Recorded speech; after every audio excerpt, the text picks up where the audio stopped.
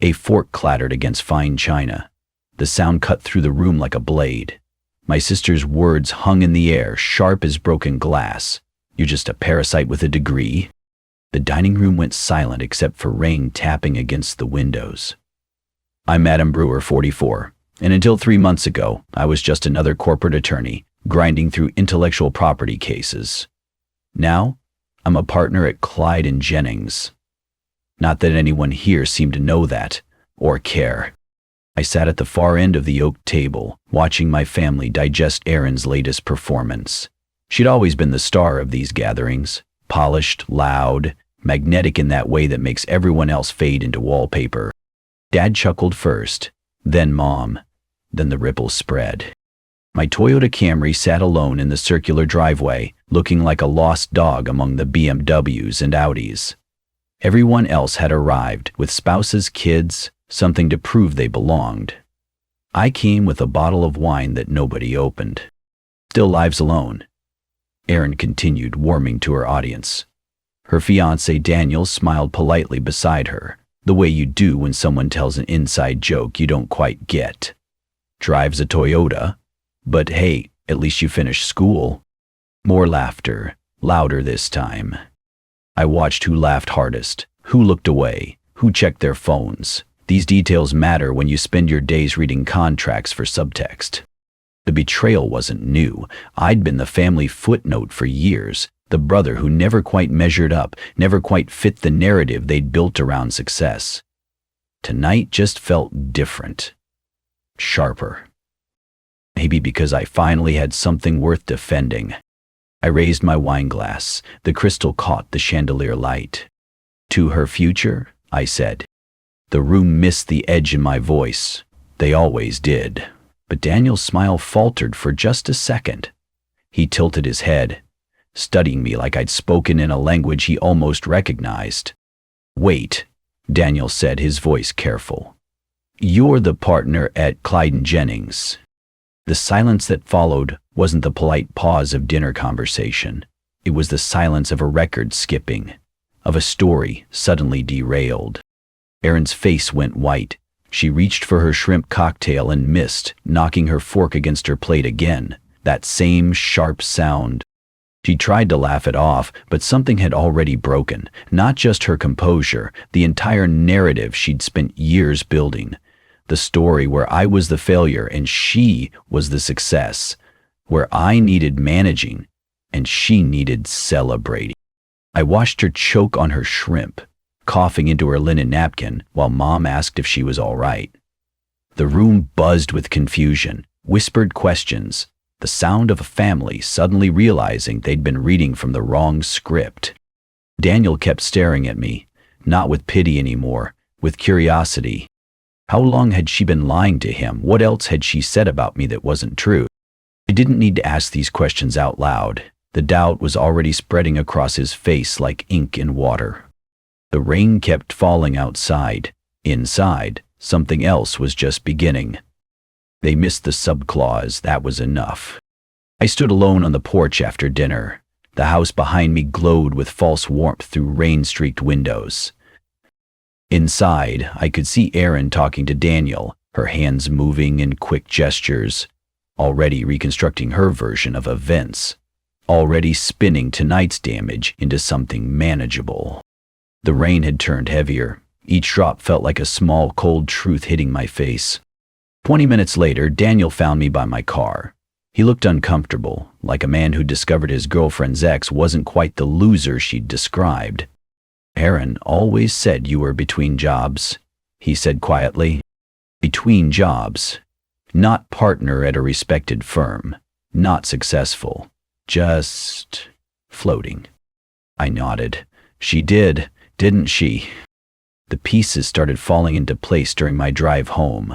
Not just tonight's humiliation, but years of small exclusions I'd written off as family quirks, wedding invitations that arrived 3 days late, legal documents I'd offered to review that somehow never made it to my desk, birthday dinners scheduled when I was traveling for work, always with apologies that felt rehearsed.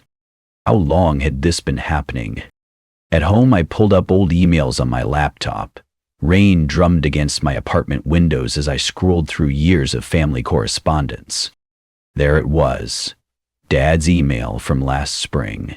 Trust your sister to handle the details. She knows what's best for everyone. This was about the family trust, the estate planning after Dad's heart attack. The conversations I'd been mysteriously left out of, even though I was the only lawyer in the family. What details was Erin handling exactly? I called Michelle Torres at 11 p.m. She'd been my research assistant 5 years ago, fresh out of her forensic accounting program. Now she worked for a rival firm, but we'd stayed in touch. Adam, it's late. Everything okay? I need a favor. Quietly. Michelle had always been thorough, the kind of person who found discrepancies others missed, who could trace financial footprints through paperwork like a bloodhound. Send me what you have, she said after I explained. Public records, trust filings, property deeds. If something's been moved, I'll find it. 2 days later, my phone buzzed during a client meeting. We need to talk tonight. Michelle's voice sounded different, careful. She met me at a coffee shop in Midtown. Rain still hadn't stopped. Seemed like it never would. She slid a manila folder across the table without a word. Your sister's been busy, she said. The documents inside told a story I hadn't expected. Revised beneficiaries. Transactions routed through Erin's accounts. My father's signature on amendments I'd never seen. Changes made during his recovery when he was barely conscious. She used your college debt as justification, Michelle continued. Claimed you were financially unstable. There are notes in the file about your lifestyle choices. Living alone, no family, unreliable income. Unreliable income? I'd been making 6 figures for a decade. The trust now routes your inheritance through her discretion. She controls when and if you receive anything. My coffee had gone cold. Outside, people hurried past under umbrellas, living lives where family meant something different than manipulation. The betrayal wasn't just ridicule, it was theft. Systematic, legal, wrapped in concern for my well-being. Erin hadn't just diminished me at dinner parties. She'd erased me from my own future. There's more, Michelle said. She claimed you were unstable, unfit to handle financial responsibility. You stories about missed family events, your solitary lifestyle, even that time you overdrafted in college. Everything clicked. The concerned looks when I mentioned work stress, the gentle suggestions that maybe I should slow down, the family meetings I wasn't invited to because Adam has enough on his plate. I'd thought they were protecting me. They were protecting themselves from me. What do you want me to do? Michelle asked. Document everything, quietly, no lawsuits yet. She nodded. This could take weeks, maybe months. I've got time. That night, I started writing a letter to my parents. 30 pages about years of quiet exclusion. About being treated like a child who couldn't be trusted with adult decisions. About watching my sister build a life on lies while mine was systematically dismantled. I wrote until 3 a.m. Then I folded it up and put it in my desk drawer. I didn't need their validation anymore. I needed their assets back. In a legal pad, I began outlining my next steps. Not for reconciliation, for reclamation. Each line precise, methodical, the kind of plan I'd build for a client facing corporate fraud. Because that's what this was, really. Fraud with a family discount. Outside, the rain kept falling. But inside, something new was taking shape. They'd missed more than a subclause this time. They'd missed me entirely. That was going to be their mistake. Lightning flashed across my windshield as I parked outside the county records office. The storm had finally broken, but the world felt perfectly still. My resolve was absolute. 3 weeks had passed since Michelle handed me that manila folder. 3 weeks of methodical preparation, of building a case the way I'd handle any corporate fraud. No emotion, no shortcuts, just facts. The first filing went in Tuesday morning. A quiet challenge to the trust amendments, buried in legal language that would take most people a law degree to decode. No accusations, no drama, just a request for judicial review of potential procedural irregularities. I notified the state attorney's office Wednesday.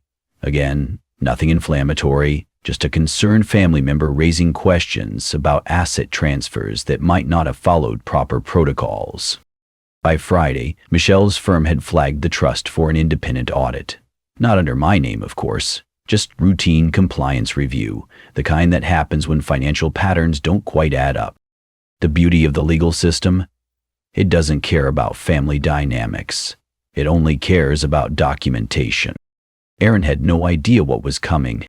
The first sign appeared during her dress fitting 2 weeks later. Mom mentioned it at Sunday dinner. How Erin had received some confusing paperwork at the bridal salon. Bank requests for clarification on recent asset transfers. Delivered by courier while she stood in white silk. Probably just wedding planning bureaucracy, Dad had said. I nodded sympathetically, kept eating my pod roast. The requests kept coming. Legal notices wrapped in the dry language of compliance, asking for supporting documentation on transactions she'd authorized months ago. Everything procedural, everything emotionless, everything legitimate. I never contacted her directly, never had to. By the third week, the cracks started showing. Erin called Mom 3 times in one day, asking if Dad had signed certain documents. Whether I'd been asking questions about the family finances. Why didn't you tell us he made partner? Mom finally asked her. The question that changed everything. Not about the trust, not about the money.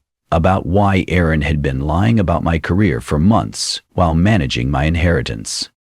Daniel started asking his own questions. I heard through family gossip that he'd been reviewing some old conversations with Erin, checking stories against facts, discovering that the family failure she'd described had somehow become a law firm partner without her mentioning it. Erin sent me an email Thursday night, subject line, "Can we talk?" I deleted it without reading. She called Friday morning, Saturday afternoon, left voicemails that started polite and grew increasingly desperate. I never responded. Professional courtesy ended when family theft began. Then Michelle called with news that shifted the entire game. "You're going to want to sit down for this," she said.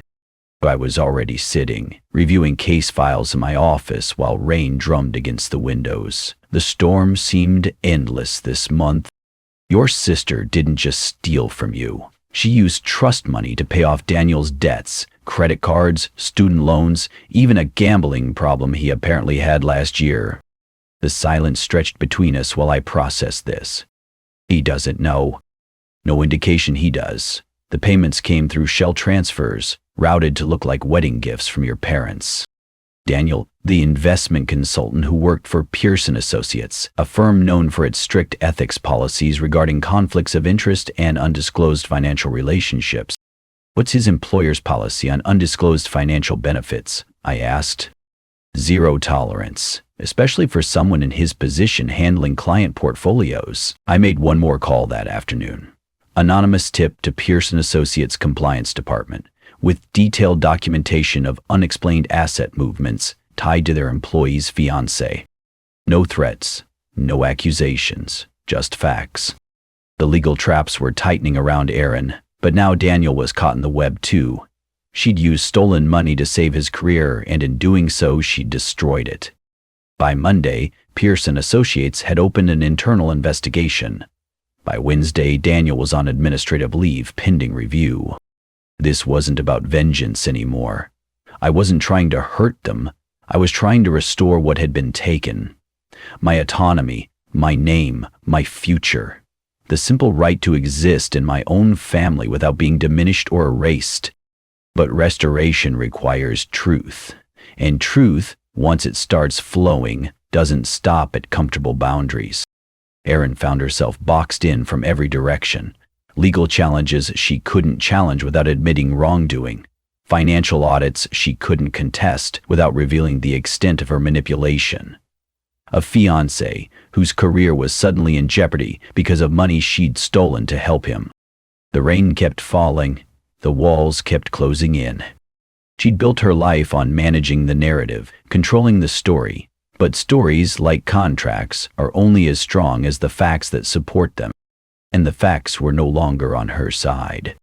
I sat quietly in the back row of the county probate hearing. Erin took the stand, her hands trembling against the witness box rail.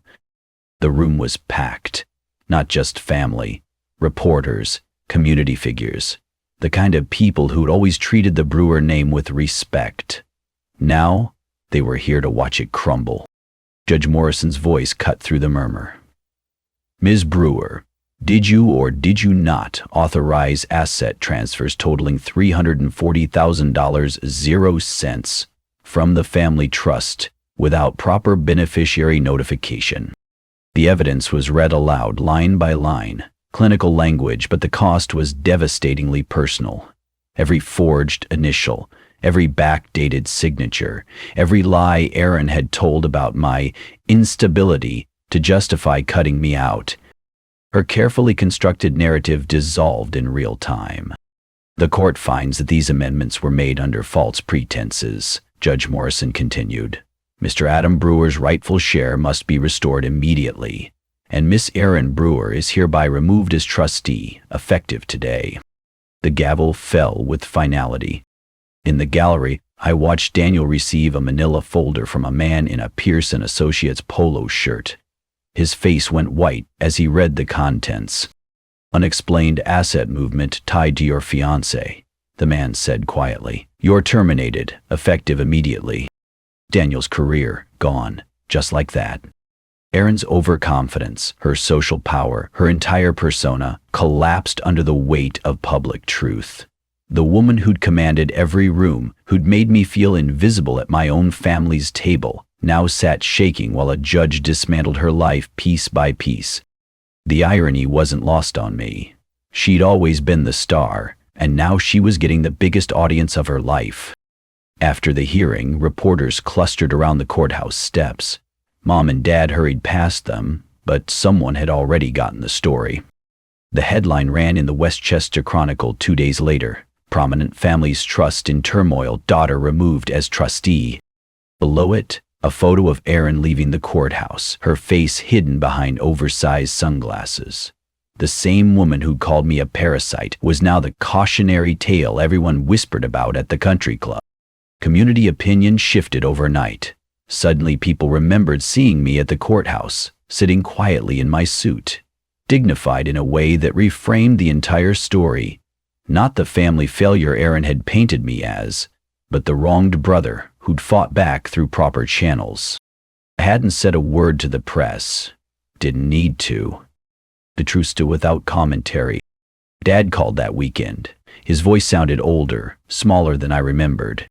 Adam, your mother and I want to apologize. We had no idea what Erin was doing. The things she told us about your finances, your stability.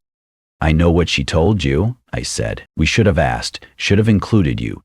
You're our son. The apology I'd once craved felt hollow now.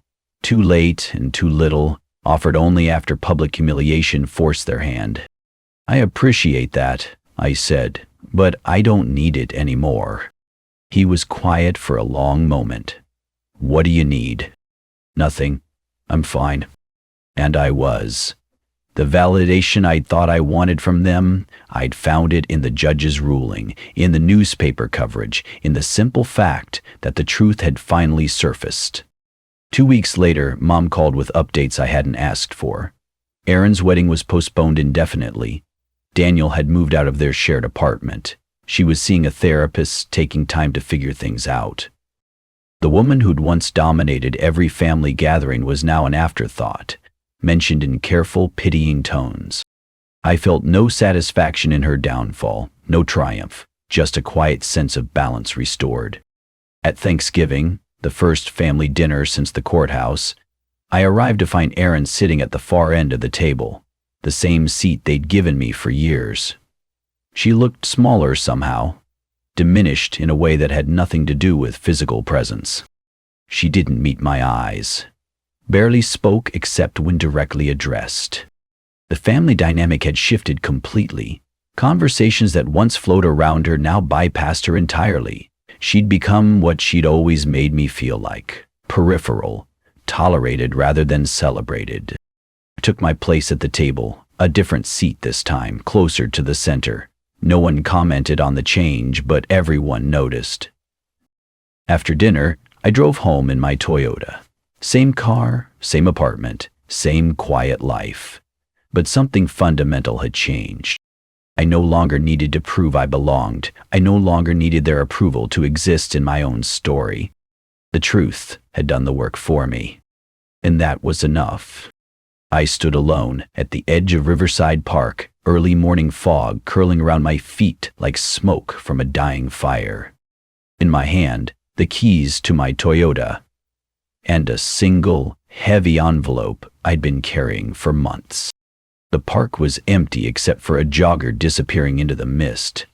Dawn was breaking somewhere behind the clouds, painting everything in shades of gray that matched my mood. Not sad, not angry, just quietly complete. I opened the envelope and pulled out 30 pages of carefully written pain. The letter to my parents I'd drafted after learning the truth about the trust. Every hurt feeling, every moment of exclusion, every year of being made to feel small while Erin stole my future. Words I'd never needed to send. I tore the first page in half, then quarters, then into pieces too small to read. The scraps drifted into a nearby trash bin like confetti from a celebration I'd never wanted. Each piece carried away something I no longer needed to hold. The anger, the need for their understanding, the desperate wish to be seen. By the time I finished, my hands were empty. I unlocked my car and sat behind the wheel. The leather seats were cold but familiar, honest in a way that family dinners never were. For the first time in months, I just breathed.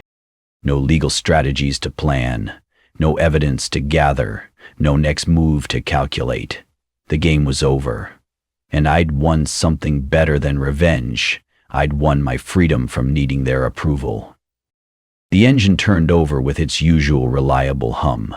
Same sound it had made when I'd parked between those BMWs and Audis 6 months ago, feeling like an outsider at my own family's table. But I wasn't the same person driving it now.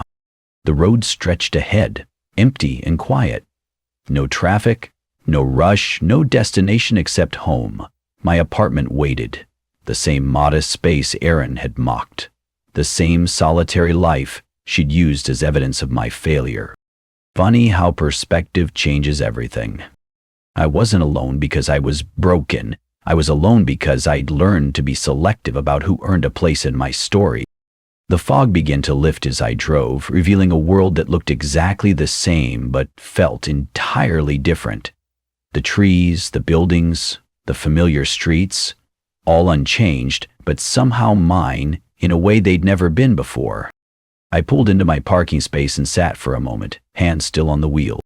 6 months ago, I'd been the family footnote, the cautionary tale, the brother who never quite measured up.